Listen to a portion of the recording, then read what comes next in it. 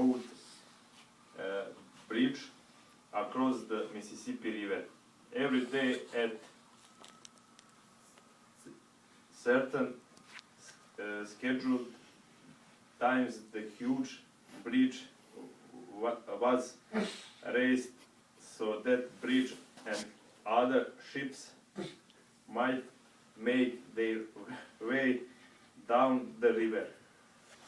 And according to a schedule, John would lower the bridge so that the freight and passenger trains could rush across. In the summer of 1937, John Griff took his 8-year-old son with him to work for the first time.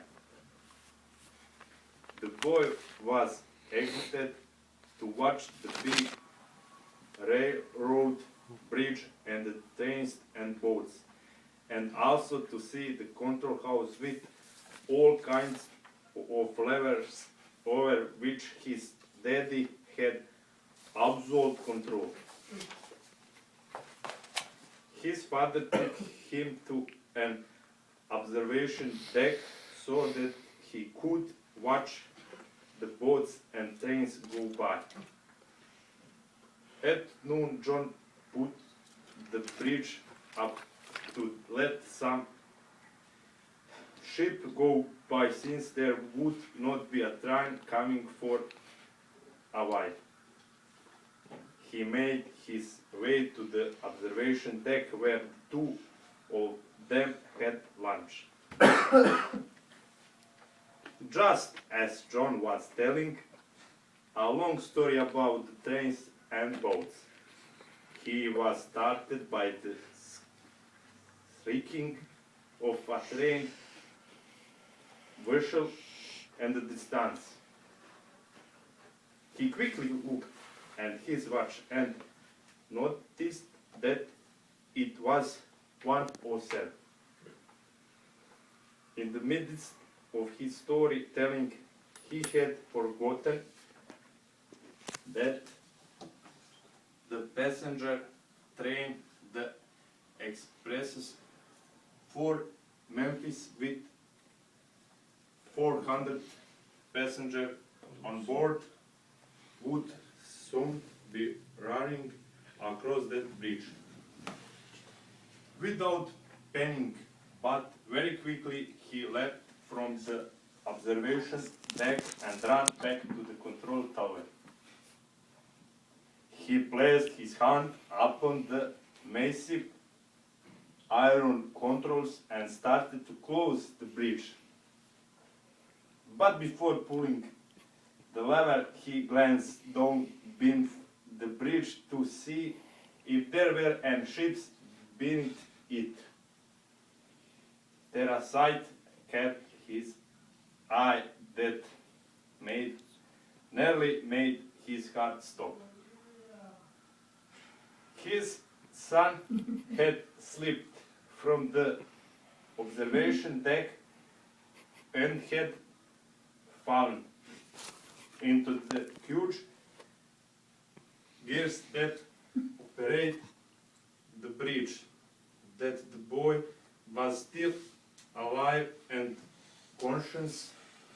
His left leg was caught in the cogs of the main gears. John knew that in the pull that lever his son would be crushed.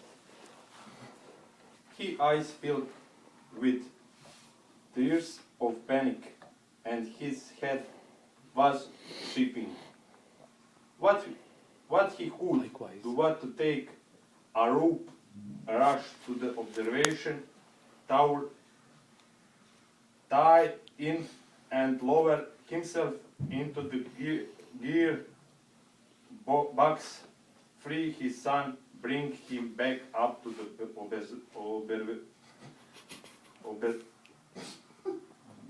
observation deck, and make his way quickly back to the control tower to lower the bridge. But no sooner thought it, then he knew there was no way he could do it in time for the train. Again, closer than ever, the train whistle sounded. He could hear the whistles clicking over the trunks and the puffing of the engine. But that was his son.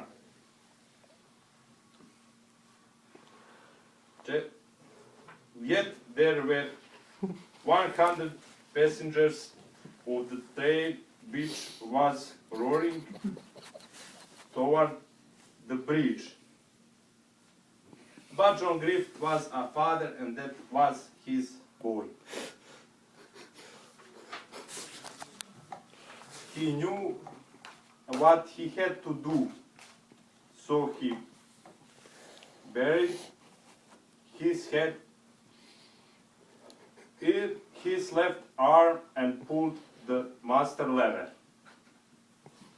That massive bridge levered into place just as the Memphis Express rode across the Mississippi. When he lifted his head with his face smeared with tears, he looked into the passing windows of the train. There were businessmen casually reading their afternoon papers, informing conductors looking at their large vest packet bags, well-dressed ladies in the dining car shipping coffee, and children pushing long spoons into the cheese of ice cream. No one looked at the controls house, and no one looked at the great gearbox. With raging, going, Eggman. John Griffith cried out at the train, "I sacrificed my son for you. Don't you care?" But nobody heard. They never even looked up from their newspaper, watches, coffee, and ice cream. The Son of God has been sacrificed so that we might have an eternal life. Will we look up from our newspaper, watches, coffee, and ice cream? Bravo.